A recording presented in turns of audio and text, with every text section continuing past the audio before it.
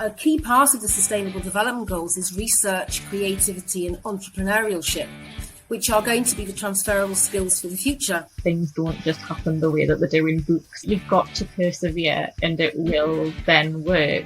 Intergenerational learning is a key attribute, because if we don't value what's already been, we're not going to value what's going to come. But if we constantly, as adults, always jump in and give the answers or tell children what to do, we don't actually develop divergent creative thinkers.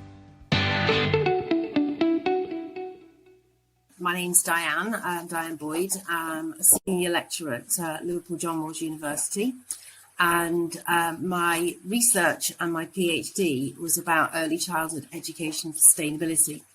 Now that might sound really scary, but it's actually not. It's what everybody does in practice. If they're doing good quality practice, they are doing that anyway. Sustainability has got sort of like three pillars. It's got the environmental sustainability, which tends to be what everybody knows about. If you say what is sustainability, people will say, is that environmental, climate change, saving the trees, and that sort of aspect of sustainability.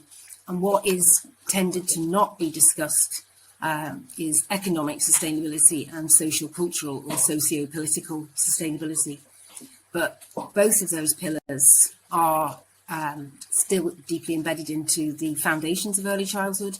If you look at all of the pioneers of early childhood, like Maria Montessori, Frederick Froebel, Rudolf Steiner, they've all come from a social justice, an empowerment perspective of giving children and women rights and voices. And therefore, those two parts of sustainability mustn't be neglected. And you can't really do one pillar without doing all three. So you can't do environmental without recognizing that it will have an economic impact as well, i.e. that if you buy reusable nappies from a local business, you're helping the community economically because you're buying local, but you're also helping environmental because you are buying something that is not going to go into landfill. And also social culturally, it's about sort of recognizing that everybody has got a voice, everybody has got a right to their opinion, but also highlighting that different cultures might have different practices as well, and to not discriminate one over the other to say this is more important. That's fascinating to me. Yeah, that's fascinating, because I've got friends who have disabilities, which means that they can't use sort of the paper straws or different things that have been suggested to sort of get rid of plastic straws in terms of accessibility, and thinking about I suppose the barriers to these simple fixes to lots of different things, and the idea that I suppose that there could be a framework for sort of assessing those barriers and putting together solutions is really exciting. Well, sort of like in 2015, 193 countries all signed a treaty in Paris. It's called the Paris Treaty 2030, where they basically set sort of targets for supposedly saving the planet by 2030.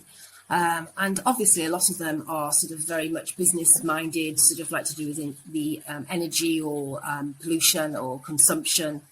But a key part of that treaty was the development of the Sustainable Development Goals, and there are 17 of them. And again, the same as with the three pillars of sustainability, you can't look at one pillar in isolation, and you can't look at one goal in isolation. They're all interconnected and critical to trying to make a difference to save the planet from where it's going, and also for transformative education. Sustainable Development Goal 4 is about education, and it's about quality education. And it sort of like highlights that the importance of education, and that without an education, people will be kept in poverty or kept in sort of in isolation, and that education is supposed to give people a voice, and therefore education is not about being submissive or just listening, which you could argue that the early years foundation stage doesn't actually advocate, because if you look at the targets for literacy and communication language, it talks about children sitting appropriately and listening and making appropriate responses. And I would have much preferred to have seen children being offered opportunities to voice what they want to do, to make decisions, to campaign, make campaigns, to do things that are actually real in a real world for them. And, you know, it's not an abstract world. Children are well aware if there's a lot of traffic outside their school, or if they're outside their nursery, or if shops are closing on the main street. It's about having a conversation about why they think that's happening and what could we do to change things. And then children then, and the reason why early childhood is so good is that a lot of these children then go home and start spreading this conversation at home with their parents. So early years children are very influential, because the ripple effect is quite sort of strong. They then start to find that they then start to change the opinions and the attitudes of parents, because the parents stop and go, oh, can't do that because, or they might be doing something and the child goes, stop, you know you can't do that because you've got to save the polar bears and things like that. So when I was a kid, like it was like public health stuff was always directed at kids. So like Smoke Busters was a charity that was set up, and it was basically about turning kids into anti-smoking campaigners who would go home and harass their parents into giving up smoking cigarettes. And it's about sort of, you know, a campaign. You might think, how on earth could an early years child do a campaign?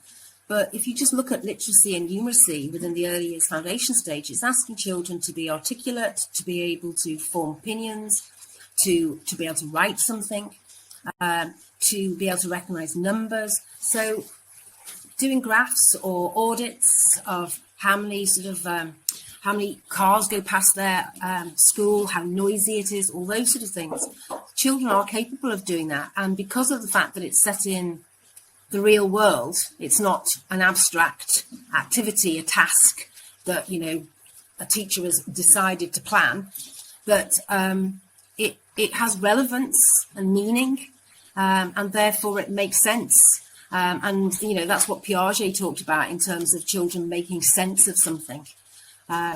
It makes sense to them to sort of like say, it means something to me. And therefore, I mean, like I did some beach work with a colleague, and afterwards, about 5 months afterwards, I went back to the setting to talk to the children to see what they'd remembered from the beach campaign, beach kindy that we'd done. And the children were drawing on big pieces of paper, lots of bins. And I sort of like said, what are you drawing? What is it you're creating here? And they said there wasn't enough bins on the beach, and adults don't care because there was so much rubbish on the beach. And they said, we really need more bins. And I suggested to the practitioner, you know, why don't you do a beach bin campaign and get the local community involved so that, you know, more bins are sponsored, etc., etc. And the practitioner was like, well, I can't do that because I've got literacy and numeracy to do. And I thought, well, isn't that what a beach campaign would be, doing literacy and numeracy? So it's trying to change your mindset to seeing that things that happen in the real world have got a relevance with the early years foundation stage. They're not detached. You know, it's how you apply the language of the early years foundation stage to the practice that you do. So it makes sense to children, and it's coming from them, because we all know that if we're doing something that we want to do that interests us, then we put 100% commitment into it. But if it's something that is being imposed on us, we're less likely to be as responsive and it's the same that's argument the same I've for heard children. about the arts, and, you know, using theatre and music education and sport to teach children maths, English, science, you know, physics. Like, I was rubbish at maths at school, but I was really good at physics. And I never understood how, or, you know, really that there was even any intersect between those two things logically, until the teacher explained that really physics is just maths with a story. You know, it's just that ability to conceptualize it. And once I started thinking about, oh, well, how can I think about maths as pictures and sort of picture that, same as you might think it's a house or it's a, rather than just A equals, you know, B, C or whatever, then it became much easier actually to understand that subject matter. I mean, another very good example of that is sort of place-based learning. So that covers environmental, social, political, social, cultural, and economic. And an example I tend to use that really brings that together is that a lot of the time I see where I am, little groups of children from nurseries going along the high street in a little row with sort of like the leads to keep them all in the line and everything. And the practitioners are either at the front and the back and they're talking and the children are just walking. You'll go past on the high street shops that have been closed down, or it might be that there's a homeless person in a doorway, or you can see different types of shops, so like a greengrocer's, a butcher's, a hairdresser's, a cobbler's. And it's all those missed opportunities as you're walking down the high street to make links to sustainability. So economically, you could be saying every day that a small group of children go down the high street to the greengrocers and they buy different species of apple. So, you know, depending on the season, so a pink lady or a golden delicious or a gala apple. And that you take that back to the setting and you try all of those different ones out to see which one you like the taste of best. How does it taste different? What does it look like? What's the similarities? What's the differences? But by going into the greengrocers, you actually start a social relationship with the greengrocers, so that you go in there and it's, hi, Betty, hi, Billy, etc. The children all respond and they are developing a relationship with the people in their community. Maria Montessori wrote that adults pass by unseeing. And basically, we as adults, we just walk along the road and we don't notice things. Whereas children, if they're given the opportunity to walk slowly, to notice things, there is opportunities for so many conversations and so many provocations for learning that are just missed all of the time because we don't stop. My favourite Patsy Cline song is the one about looking at the world through the eyes of a child. And there's so much in there that you've said that's really, really exciting. And for me, as someone who does not work in early years or have to plan sessions for young learners, and who is a farmer in a tiny little farm in a local community with a community allotment and all of that stuff. This all sounds absolutely incredible.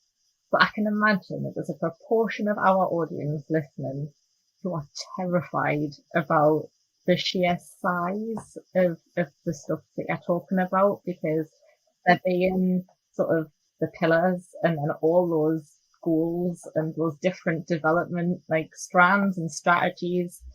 It sounds great to be able to address all of those, but when you start to think about how interconnected all of that is, it becomes a huge web of stuff to cover. So where can people start with building this stuff in, because they have to understand it first? There are provocations that are taking place all around and children see those provocations. And it might just be that sort of they come into school or to the nursery and they've said something they've seen or they've heard. It could have been on the news, it could have been on social media, or it could have just been something that they've seen in their local village or town or wherever, and that it's a starting point. Children, because of where they're surrounded, sometimes in situations where in their home environment they have one view that is told to them.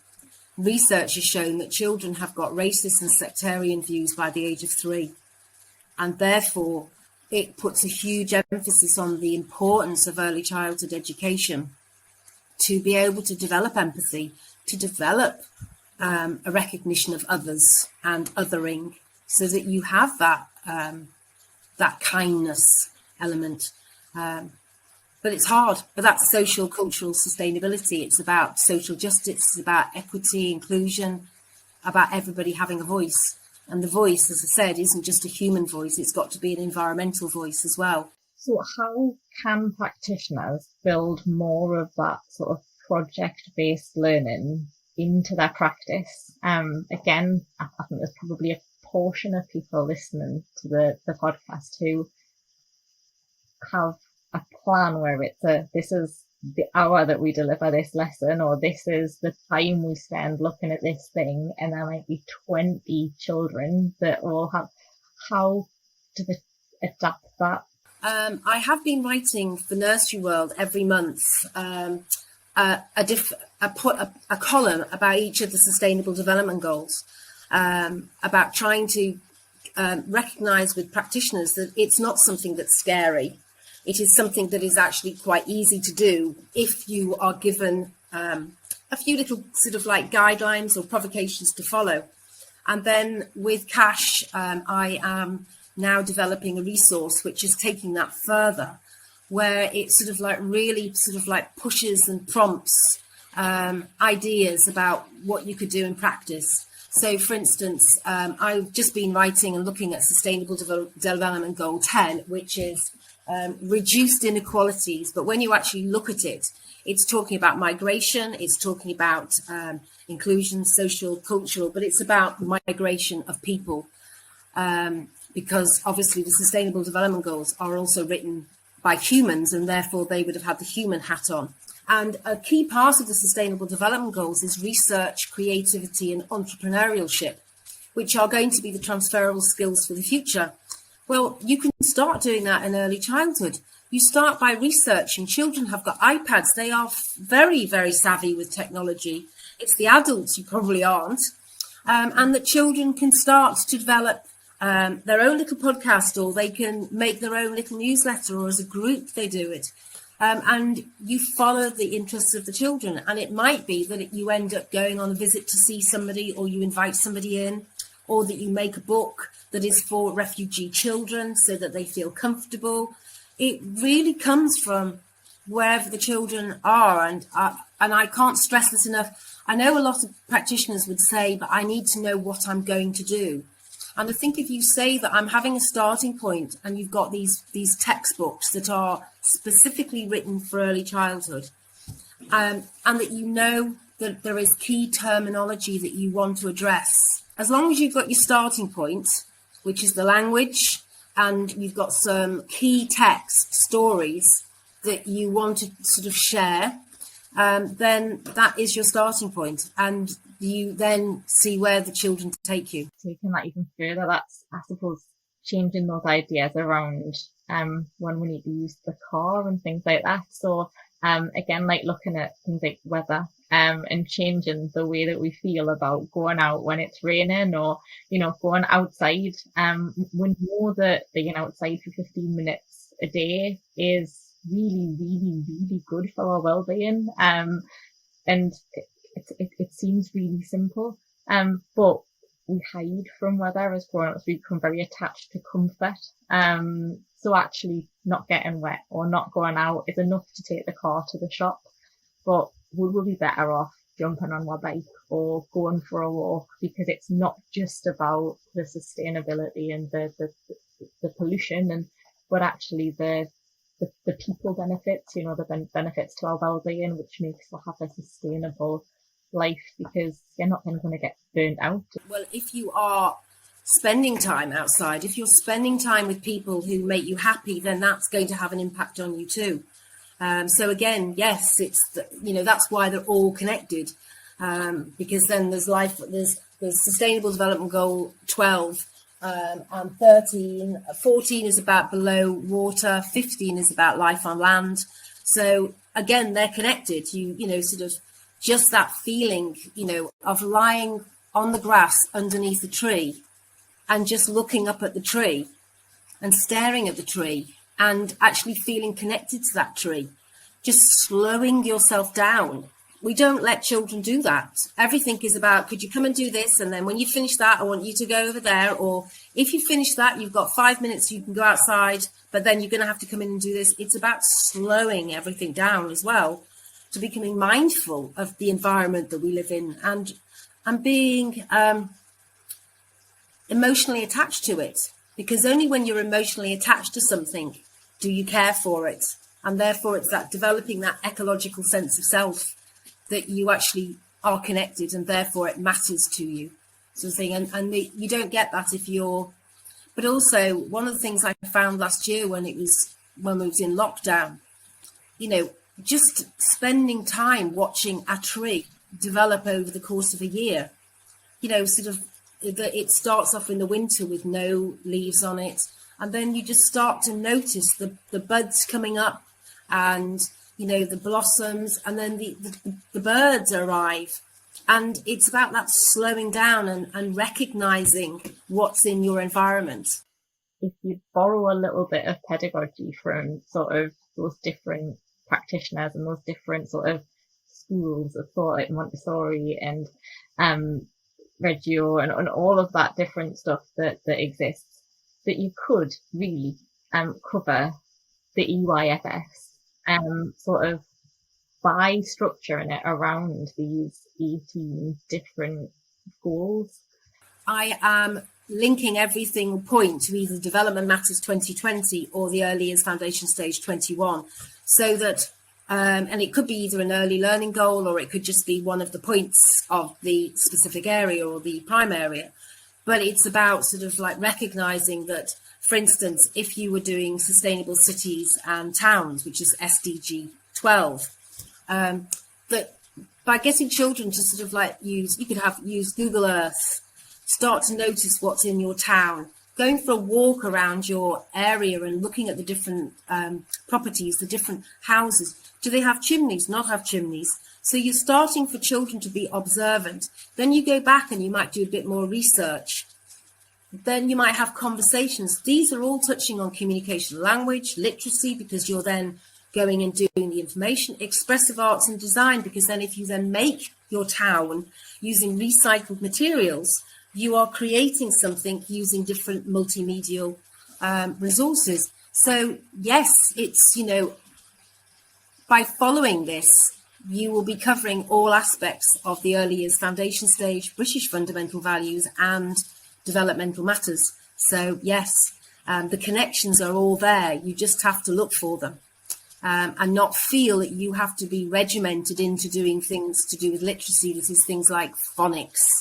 Because if children were writing their own poster or designing their own poster, and they're phonetically spelling out the words to go on their poster, again, it has a real life context for them, rather than doing a phonic worksheet, which they don't want to do. So you make it easier for them because it makes sense to them and that they want to engage in it. And it's that thing, isn't it? It's the why do we have to do this? Well, just because we do, rather than this is great, I want to do it. And you can see the benefit, really, can't you? It's that. Yeah, and you create it. I mean, it could be that you get them to do sort of on an iPad, you record a little conversation with the children talking together about why it's important that we have trees in our garden, or we have wild grass so that the bees are protected and there's pollinators, and that they make a little podcast themselves, and that it goes on the school website or it goes on the nursery website, so that they can see that they're being listened to and valued, but the parents will also then respond to that, and they will then make changes at home. So you're doing that ripple effect again. So yeah, it's easy when you know how, and hopefully this resource that we're developing will help everybody to be able to understand the Sustainable Development Goals and recognise the uniqueness of it in its place in the world, because there is not one single early years curriculum anywhere in the world that has got the Sustainable Development Goals embedded into it.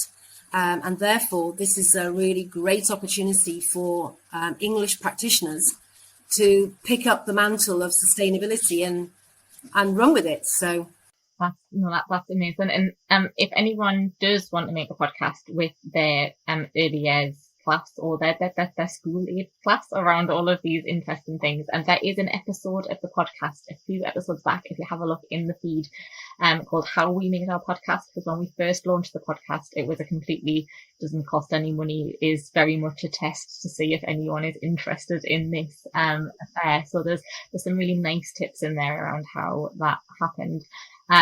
But if you do that, please share it with us, because we would love to share it with our audience as well, so that other practitioners can hear what you've done with your early years work. And I think if practitioners see other people doing it, they then start to realise that they can do it too, or that they're doing it already, but they didn't know they were doing sustainability. that social cultural sustainability, it could be that you're doing something where you're bringing parents and carers and grandparents into your setting to sort of like sit and share stories about what the world used to be like years ago in their time. But that's social cultural sustainability, because intergenerational learning is a key attribute. Because if we don't value what's already been, we're not going to value what's going to come. It's about recognizing that everybody has got a place, and that we can learn from each other, and that there are skills that are vital that we take forward. And one of the projects I did was a legacy cafe, which I have put the link into the resource, where it was in Everton Children and Family Centre in Liverpool, where we had the local elders came in and were teaching the parents and the children those skills that we're not doing anymore. Do you sew a button on when a button comes off? Majority of the time we were finding out that if a child lost the button of their school shirt, they threw the whole school shirt away rather than sewing a button on. And you'd think, why couldn't schools or certain nurseries have a little pot of white buttons? And if a child has lost a button and it's come off during the day, that you sort of like but the parent can just take a new button out of the pot and they sew it on at home. Either that, or we teach children how to sew on a button, so we give them that supervised support, so that actually that little pot of buttons in that setting is there, and with a plastic needle, because a lot of cardigans are actually woolen still knitted, in put that button back on. But landfill is full of clothes. And it to make one t-shirt uses 2,600 litres of water, one t-shirt. So if you add all of those sort of factors onto environmental, but then economic and social cultural, you have to think, because a lot of the parents said to us, well, they're cheap. You can go down to Asda and they're like £1.50. I can get a new one. But then you have to say, well, if they're £1.50, where are they being made? And who's being paid to make your really cheap shirt? And, why don't we try to reduce this landfill, reduce the carbon footprint of all of this and waste of water? And then on top of that, not just the waste of water, you've got all the chemicals that are used for the bleaching of white shirts and white T-shirts, the school, and it goes on and on and on. And a lot of schools and nurseries in Australia, for instance, have now got swap rails. So, when your child has outgrown an aspect of the uniform, they're still pretty okay. And you just take them in, you put them on a hanger, and if anybody wants to take it, you just take it.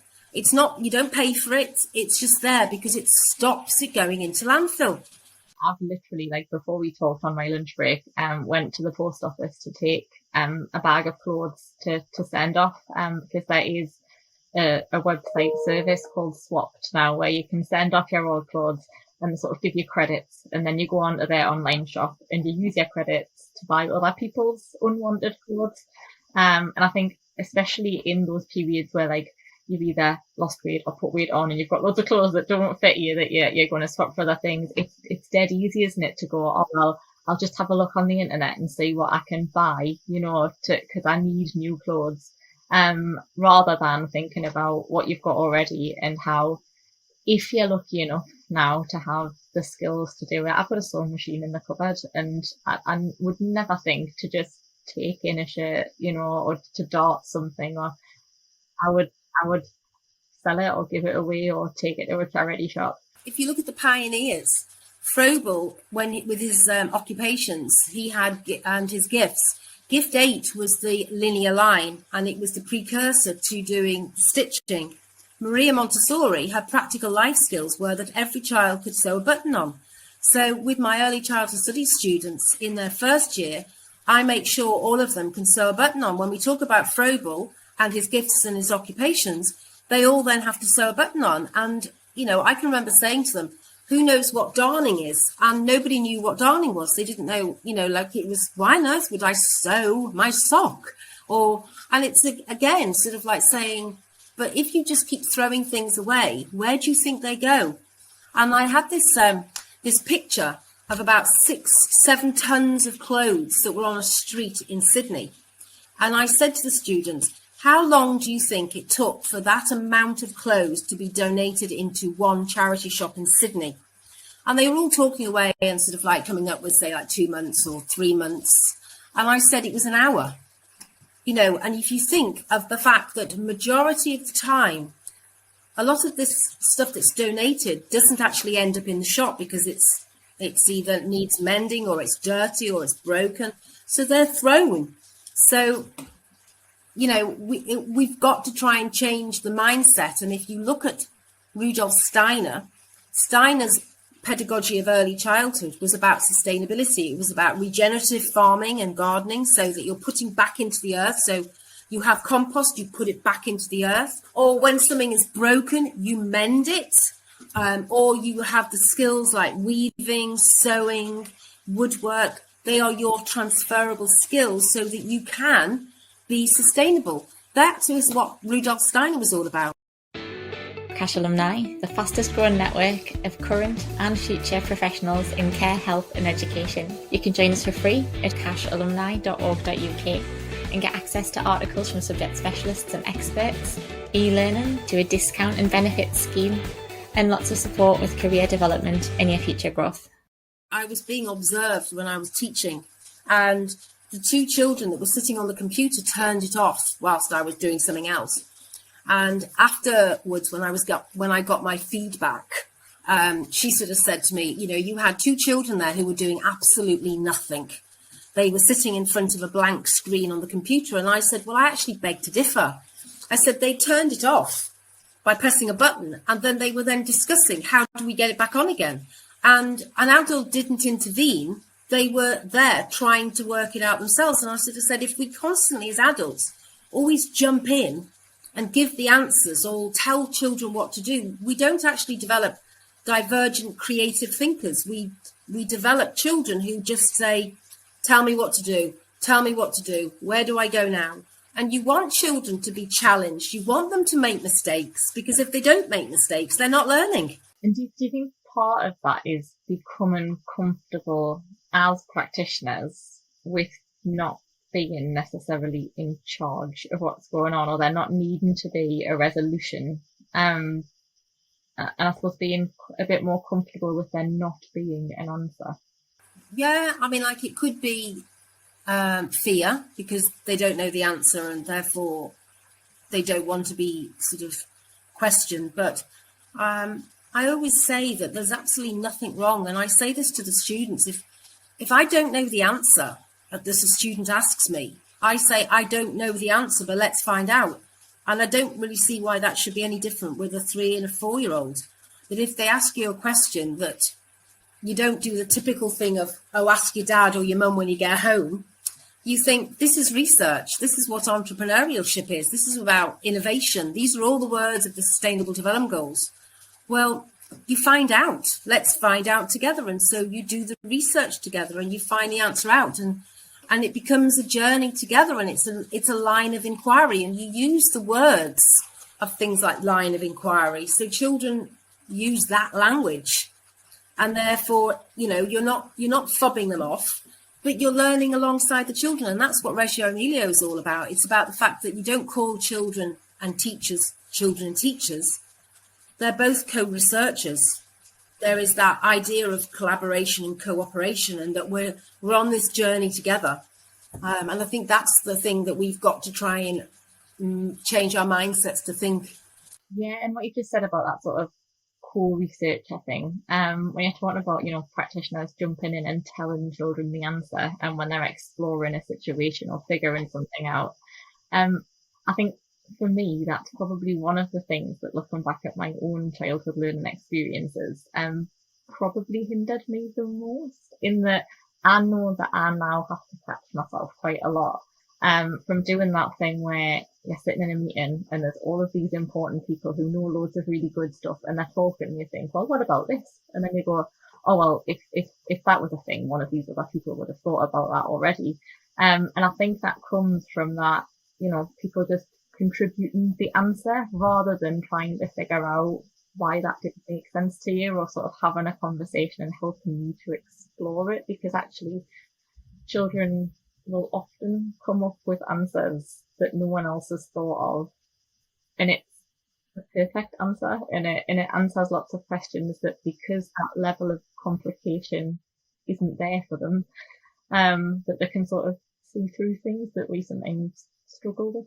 As I said, if you have this big piece of wallpaper and you pose a question in the middle, and then you look for answers and you test the answers out, so that becomes science and technology or STEM. You go through all of this process, and you then at the end, if it still doesn't work, it doesn't really matter, because you've gone through an investigation, you've gone through a hypothesis, and you've gone through estimates. And so as long as you're using that language with children, it's developing their STEM capabilities, their future skills for the 21st century, which is what we have to be doing, because heaven knows what skills are going to be needed when children who are 4 are 24 in 20 years' time. If you think of how the world has changed in 20 years, what's it going to be like in another 20? So we've got to prepare children, and preparing children isn't by giving them the answers. It's about posing questions and problems that might be frightening because they don't know the answers. But again, you say, well, we're doing this together. It's collaboration, and Sustainable Development Goal 17 is about recognizing the importance of partnerships. And it's about recognizing that if we're all in something together, hopefully we can find the answer together, and work like that. So it might be something as big as saving the planet, or it might be, how do I make this rocket fly that I've made? Okay, let's think about it. How do we? Sort of thing. So it's about posing the questions and trying to find the answers together as a collective. I know that we've mentioned that people can find some of the writing that you do around the different sustainable development goals in Nursery World, and that you're working on something with CACHE. So obviously we will share that when it's available for people to be able to find that resource.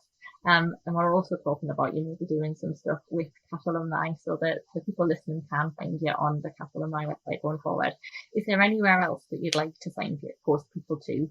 There is a book that I wrote with 2 other colleagues called Understanding Sustainability Across the, I've forgotten the name of the book, Understanding Sustainability Across Early Years. And then it looks at the 4 different countries of England, Scotland, Wales and Northern Ireland.